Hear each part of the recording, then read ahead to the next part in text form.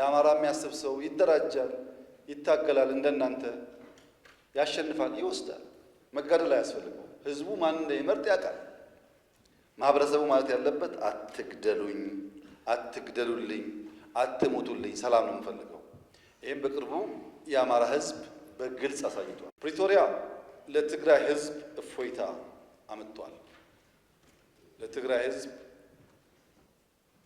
ልጆቻቸውን በየቀኑ ከማጣት ታድጓል። ለኢትዮጵያ ደግሞ አዲስ ባህል ፈጥሯል። የሃይማኖት አባቶች፣ የሁሉም እምነት አባቶች እዚህ ተወካዮች አላችሁ። ሌላ ምንም ስራ የላችሁም። በፍጥነት ትግራይ ወደ ግጭት እንዳይገባ፣ ወደ ጦርነት እንዳይገባ ስራችሁን አሁን ጀምሩ። ከተጀመረ በኋላ ብትናገሩ ዋጋ የለውም። አሁን ባለሀብቶች፣ ምሁራን፣ ኤምባሲዎች አሁን ውጊያ እንዳይጀመር። ምክንያቱም ከተጀመረ ከዚህ በፊት የምናውቀው አይደለም፣ ይበላሻል ነገር። አሁን ሚናችሁን ተወጡ።